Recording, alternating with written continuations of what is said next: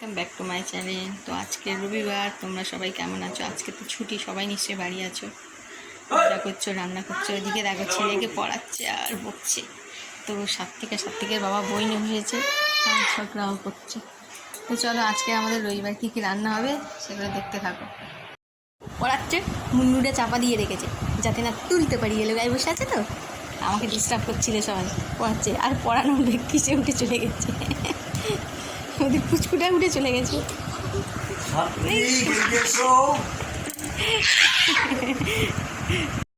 এই মাংসগুলো ধুয়ে রাখা হয়েছে আর চিংড়ি মাছ ধুয়ে রাখা হয়েছে। এই মাংস হবে আর চিংড়ি মাছের চচ্চড়ি আরও দেখাবো পরে। তো চলো আগে চিংড়ি মাছগুলো ভেজে নিই।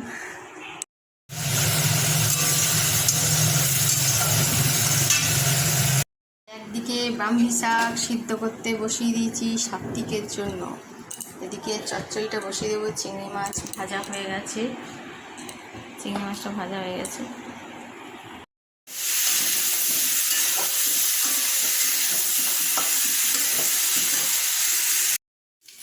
ব্রাহ্মী শাকটা সিদ্ধ হয়ে এসছে, দেখো রসটা আর একটু মরবে, আবার নামিয়ে নেব। তো চচ্চড়িটা আমার মোটামুটি পেঁপে আলু যে পটলটা একটু মাখা মাখা হবে, এবার একটু জল দিয়ে দেবো। ভালো করে ভাজা হয়ে গেছে, জল দিয়ে দেবো। তো মাখা মাখা হবে সেরকম জল দিয়েছি, এটা এবার সিদ্ধ হবে, টাকা দিয়ে দেবো। তো এটা নামিয়ে নেবো, এটা আমার হয়ে গেছে।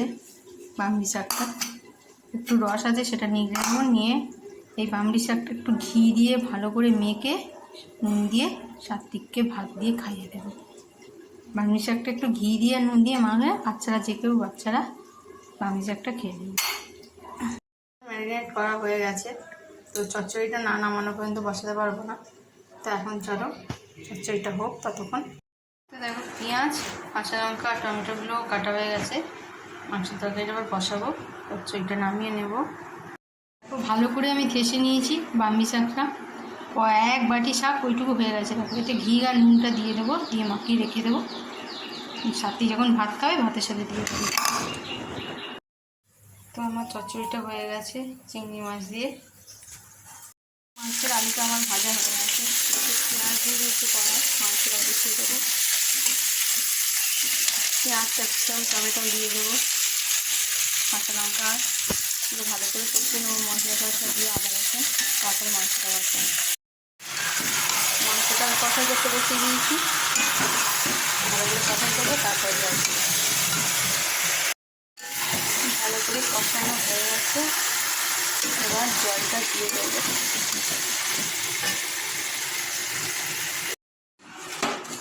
জল দিয়ে দিয়েছি, এবার চাপা দিয়ে সিদ্ধ হতে দেবো। চিকেনটা হয়ে গেছে, নামিয়ে নেব। জাস্ট কমপ্লিট হয়ে গেছে, গরম মশলা দিয়ে দিয়েছি, জাস্ট নামিয়ে নেব। সেটা হয়ে গেছে, নামিয়ে নিয়েছি।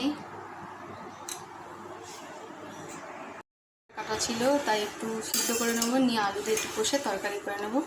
তো লাউ শাকটা একটু সিদ্ধ করতে দিলাম। তো আকাশটা দেখো কি মেঘ করে এসছে, অন্ধকার করে এসছে, বৃষ্টি আসবে।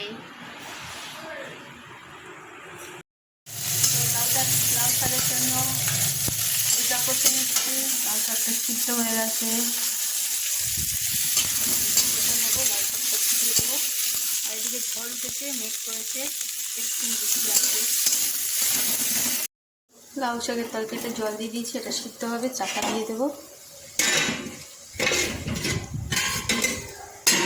পুরো অন্ধকার করে এসছে, লাইট জ্বেলে রান্না করতে হচ্ছে। দেখো 11:30 বাজে আর আকাশের অবস্থা দেখো, একদম ঘরবাড়ি সব অন্ধকার হয়ে গেছে বৃষ্টি এলে বলে। পুরো দেখো ঘরগুলো অন্ধকার হয়ে গেছে, কি সুন্দর ঠান্ডা হাওয়া দিচ্ছে, হালকা হালকা বৃষ্টিও পড়েছে। শুধু ভাবছি এখনও কারেন্ট কেন যাচ্ছে না, এটাই তো বাড়াইপুর। কিছু হোক না হোক কারেন্টটা তো খুব ভালো করেই যায়, এখনও পর্যন্ত কারেন্টটা যায়নি। আর বৃষ্টি পড়া শুরু করে দিয়েছে অল্প অল্প। তো দেখো বৃষ্টি পড়তে শুরু করে দিয়েছে। তো যাই হোক, চলো আমার রান্নাও কমপ্লিট হয়ে এসছে, একটু বৃষ্টিতে আনন্দ করি। চচ্চড়িটা হয়ে গেছে, নামিয়ে নিয়েছি। তো আজকে আমাদের মুরগির মাংস হয়েছে, পটল আলু আর পেঁপে দিয়ে চিংড়ি মাছের একটু মাখা মাখা তরকারি হয়েছে, আর এটা লাউ শাক দিয়ে চচ্চড়ি হয়েছে। এই হলো আমাদের আজকে রান্না। তো আমাদের রান্নাবান্না তো দেখলে হয়ে গেল। বৃষ্টিটাও থেমে গেছে, যদিও এখনও কারেন্ট আছে, বৃষ্টিটাও থেমে গেছে। রান্নাবান্নাও কমপ্লিট, 3 রকমের রান্না করেছি, বেশি কিছু করা হয়নি। তো চলো এবার চান্দান হবে, খাওয়া দাওয়া হবে। আর ভিডিওটা বাড়াচ্ছি না, অনেকটাই বড় হয়ে গেছে। তো গাইস, সবাই ভালো থেকে সুস্থ থেকে আর বৃষ্টিতে মস্তি করে আনন্দ করো। তো টাটা।